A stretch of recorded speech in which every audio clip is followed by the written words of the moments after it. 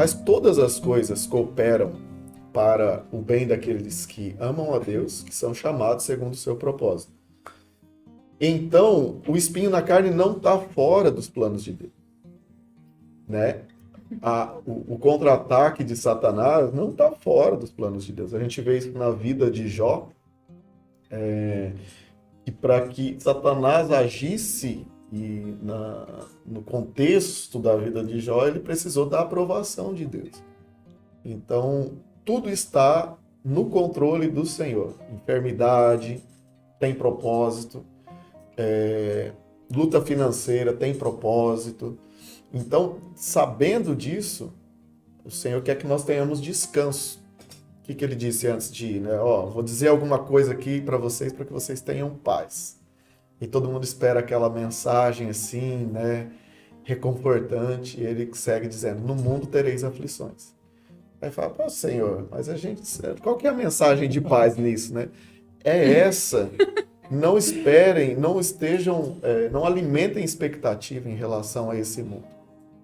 Tenha paz nisso, né? Tenha paz em que no mundo você vai ter aflição, né? Então, tudo que surgir de benefício, de bom, aproveite o máximo, porque nesse mundo aqui nós estamos preparados, esteja preparado para ser afligido, né? E nisso nós temos paz, que a nossa paz não depende desse mundo, a nossa alegria não depende desse mundo. Aí, toda vez que nós já depositamos um pouco de expectativa aqui, nisso, naquilo ou outro, falo, espera aí, meu coração não pode estar nisso aqui, porque no mundo eu vou ter aflição, a minha paz tem que estar no Senhor, a minha alegria tem que estar no Senhor, todas essas coisas são acréscimos. Podemos dizer assim que o espinho, ele é a conexão com o Criador? Não, mas assim, o espinho é um instrumento de Deus para um aperfeiçoamento. Então, Deus permite esses espinhos na nossa carne para que o poder dele seja manifesto e que a gente saiba que foi ele que fez, que a glória é dele. É um problema quando nós absorvemos glória. Isso aí é o grande problema que nós temos, né? Então, ele está falando justamente disso, para que eu não me glorie.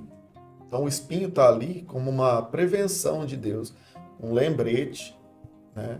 Porque Paulo, ele já cresceu muito espiritualmente, né? Nesse período da vida dele, ele já está desenvolvido. E aí, né? Enquanto o Satanás ele está lutando, né, para te afastar de algo, ele tenta te intimidar.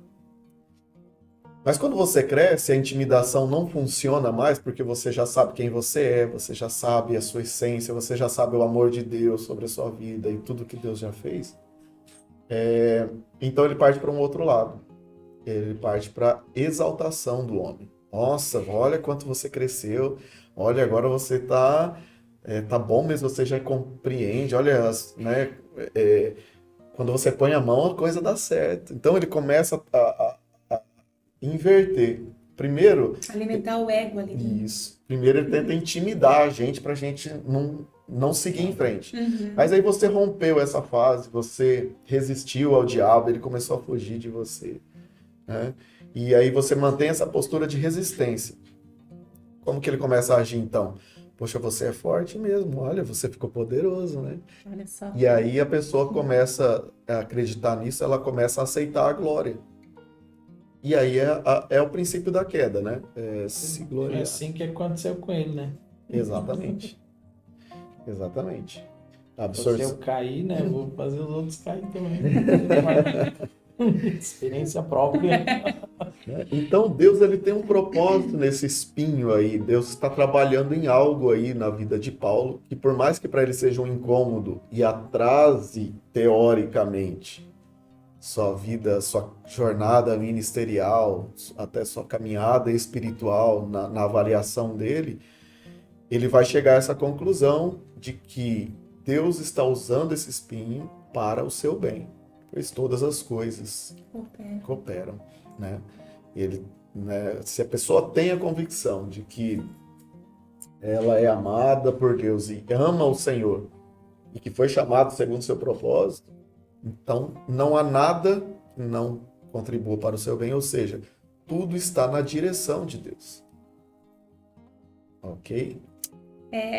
Quando nós falamos, né, sobre isso, pastor, qual que é o nosso desejo? Ter uma jornada feliz, que esteja tudo bem, né? Mas não quer dizer que a jornada feliz não quer dizer uma jornada perfeita. Então, nossa, faz todo sentido, realmente. Isento de problemas, né? Não, os problemas estão inseridos, né, no que Deus quer fazer de nós, construir em nós. Até porque, quando está tudo bem, a gente não cresce. A gente não para, não reavalia nada. Então, você está numa viagem ali de carro, tá tudo bem, você não fala, poxa, será que tá tudo bem com o carro? Será que... Você não tá pensando nisso. Mas quando dá um problema, Um barulhinho esquisito. aí a gente começa a reavaliar, né? A gente começa a repensar como que a gente vai fazer agora para chegar no nosso destino, o que a gente tem que mudar. Então Deus usa os problemas, muitas vezes, para parar a gente, para fazer uma reavaliação. E o que a gente está fazendo da nossa vida, né? Porque assim, se ele quer nos levar para um novo estágio, você não pode ser a mesma pessoa do estágio anterior. Primeiro ele tem que trabalhar na sua vida, te fazer compatível com o próximo estágio. Então às vezes ele vai ter que parar, gente, e ele usa o quê? Os problemas. E às vezes parar é tão difícil, né, pastor? Ah, poxa, mas eu já tô aqui, tem que parar. Tem que parar, ou tem que ficar, né, esse espinho sempre me incomodando para trazer à memória algo que é o primordial, né, que quem opera o poder não somos nós, é o próprio Deus. A questão é que às vezes nós nos acostumamos, né, a sermos usados por Deus e fala assim, não, e há certos protocolos que se você seguir, é liberado o poder de Deus. Só que é o poder de Deus. Na nossa vivência, na nossa rotina, poxa, eu vou fazendo aquilo, o poder de Deus flui, o poder de Deus flui. A gente muitas vezes é arrastado para esse tipo de pensamento maligno de que o poder é nosso. Que a gente já se apropriou, mas o poder ainda é de Deus. Os dons ainda são do Espírito. O ministério, quem dá ainda é Jesus, né? O chamado, quem dá ainda é tudo dele, é para ele e para a glória dele. Entrando nessa coisa de não pensar, mas de ir fazendo, a gente se acostuma e a gente tende a nos apropriar de algo que é para usufruirmos para o bem do corpo, mas não é nosso. Então, isso é muito importante, e aí o espinho sempre vai lembrar, poder é de Deus, e ele está sendo aperfeiçoado através dessa fraqueza. Deus não está incentivando a gente a se acomodar com a fraqueza, mas ele está usando dessa ferramenta. Então, Deus usa coisas tremendas, coisas boas, talentos, mas Deus usa também o inferno para nos aperfeiçoar. Deus usa circunstâncias, Deus usa coisas que ainda estão arraigadas em nós também para nos aperfeiçoar. E aí ele vai concluir dizendo assim, a minha graça te basta. Não se preocupa tanto com o espinho que está aí, mas veja a graça que é mais do que suficiente para você. Então, nós chegamos a essa conclusão de que essa superabundante graça, é ali que tem que estar o nosso foco. Deus está nos tirando do ambiente do problema, porque ficar focado nele, ficar focado no espinho, não vai nos levar a lugar nenhum. Fala, olha o que eu já fiz por você, né? E o que está disponível para vocês. Foca aqui, que aí você vai seguir em frente. Que aí, mesmo com esse incômodo, sempre te lembrando que eu é que sou primordial, que o mais importante é aquilo que eu já fiz e não o resultado do que você está fazendo, né? Isso é importante. Exatamente, porque sem aquilo que Deus fez, não tem resultado do que nós fazemos. É verdade. Toda a nossa vida está embasada na graça, que é o que Jesus já fez por nós. E é esse primeiro ponto que eu gostaria que ficasse bem firme mesmo no nosso coração, né? A nossa vida não está embasada no nosso desempenho. A gente não tem que estar focado no resultado das obras das nossas mãos, né? Na tristeza do que esse espinho da carne está trazendo, está gerando. A gente tem que estar consciente disso. A gente tem que estar lutando contra isso, mas não focado nisso aí. Focado na graça, naquilo que Deus já fez, porque esse espinho, ele é transitório. Eita. Mas a graça não. A graça permanece. O que Deus fez permanece para sempre.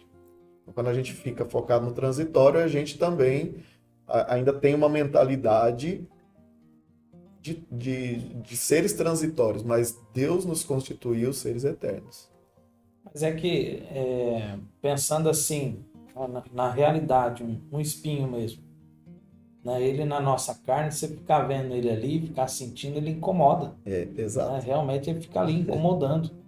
Pode ser até pequeno, né? Pode ser pequenininha. Agora, se você está fazendo outras coisas, você acaba nem lembrando que ele está ali. Ele está ali, mas você acaba não lembrando, né? Mas a partir do momento que você começa a se concentrar nele, fala, nossa, mas tá incomodando esse negócio, tá? Incomoda demais, né? Gera um desânimo, né? Gera, não vou não, não tô bem, não vou agir, não vou fazer, não vou continuar, não tá legal, não tô 100%, né? E isso nos ensina também que nós não vamos estar 100%.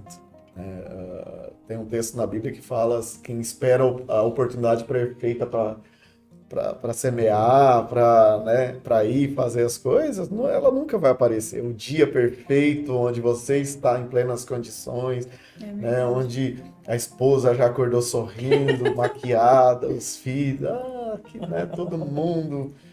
Família de margarina, né? Não vai acontecer, sabe? É no meio disso tudo que o poder de Deus se aperfeiçoa e traz a resolução, é no meio disso tudo que Deus quer fazer a coisa acontecer, né? Acesse o meu canal no YouTube, ative o sininho e se inscreva para que você esteja por dentro de tudo que a gente for tratar desse assunto.